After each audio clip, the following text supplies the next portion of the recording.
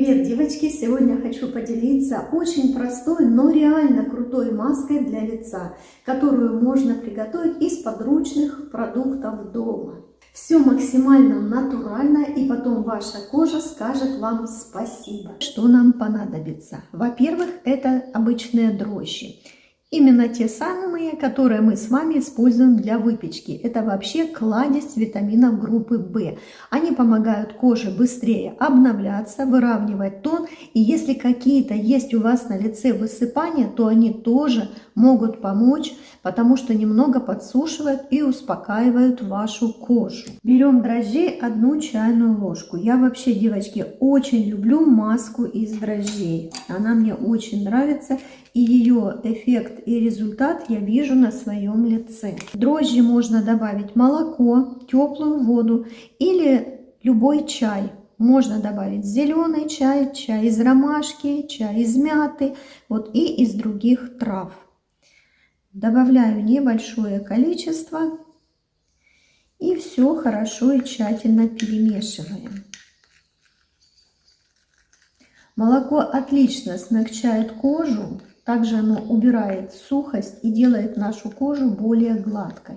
Плюс в молоке есть легкие кислоты, которые мягко отшелушивают кожу без агрессии, но эффект очень хороший. Теперь нам нужно немножко подождать, чтобы дрожжи растворились в молоке. Все, дрожжи хорошо растворились в молоке, но появляются где-то вот маленькие крупинки, ничего страшного. Главное то, что основная часть уже растворилась. Дальше я добавляю сюда витамин Е, витамин молодости и, конечно же, красоты для нашей кожи. И опять все тщательно перемешиваем. Можно взять витамин масляной, как у меня в баночке, а можно взять в капсулах. Витамин Е мне очень нравится, потому что это один из самых мощных антиоксидантов. Он помогает коже дольше оставаться молодой, очень хорошо ее питает и увлажняет, и делает нашу кожу более упругой. Следующий шаг – это мед. Девочки, это прям вот отдельная моя любовь. Он прекрасно увлажняет кожу, делает ее более сияющей, очень хорошо напитывает. А также мед обладает антибактериальными свойствами. И если есть проблемы на коже, то, конечно же, его очень хорошо добавлять в маски. Если есть у вас мелкие воспаления, он их успокаивает и помогает быстрее заживать. Я добавляю сюда 1 чайную ложечку меда. И опять все тщательно перемешиваем.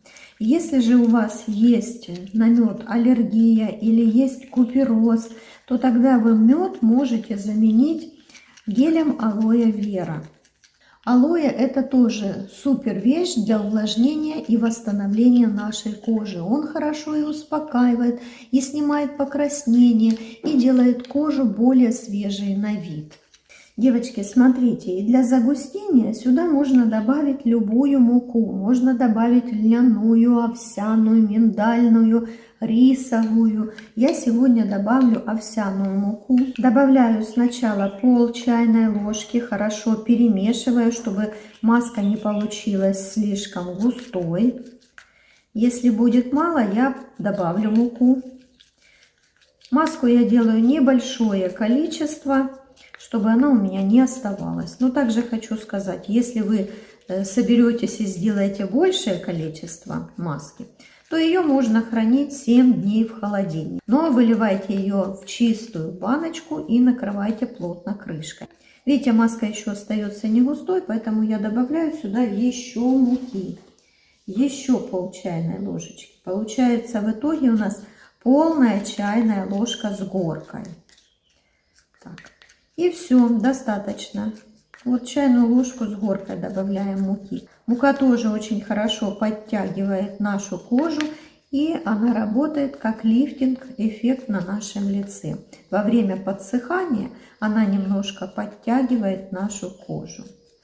А также мне еще очень нравится, что мука отшелушивает омертвевшие клетки кожи и очень хорошо ее очищает. Все, девочки, маска готова. Вот такая получается консистенция. Если вам покажется редко, можете добавить еще сюда немного муки.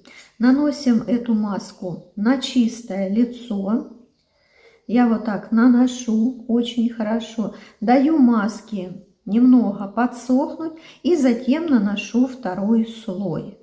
Наносим эту маску на лицо на 20 минут. Также не забывайте про шею и про зону декольте. И эту же маску можно наносить и под глаза. Особенно добавляйте большое количество там, где у вас есть межбровка или мимические морщинки, чтобы маска там лежала плотным слоем. В итоге, девочки, эта маска прям такой комплексный уход. Она и питает хорошо нашу кожу, и увлажняет, и немного очищает ее, и выравнивает тон кожи. После нее лицо выглядит более свежим, отдохнувшим, как будто вы выспались и сходили к самому крутому косметологу. Обязательно наносите маски на очищенное лицо. Держите такую маску 15-20 минут. Затем смойте ее теплой водой. И не забывайте, перед первым применением лучше, конечно же, протестировать на небольшом участке кожи эту маску, чтобы не было аллергии, не было раздражений на коже. Девочки, перед нанесением маски можно сделать очищение лица. Делаем скраб или пилинг. Можно пользоваться ацетилсалициловой кислотой. Размяли 2 таблеточки кислоты, разбавили или молоком, или теплой водой. И начинаем наносить на лицо такими легкими массажными скрабирующими движениями. Можно также пользоваться кофе. Заварили кофе, попили, да, остаточки взяли, добавили туда гель алоэ вера или мед, вот кому что можно. Размешали и нанесли это на кожу. Можно также скрабировать сахар и мед. Вариантов очень много. И все они очень хорошо работают на нашем лице для очищения. Потому что омертвевшие клетки на коже нужно обязательно удалять. Если не хотите скрабировать лицо, вы можете сделать тепленький компресс.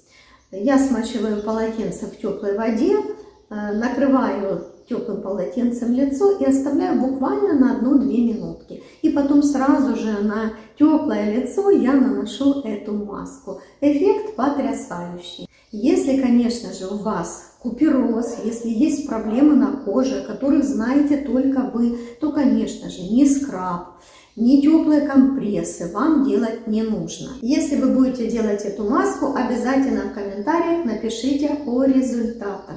Я буду ждать. Всем вам красивой и здоровой кожи. Мы встретимся с вами в следующем видео.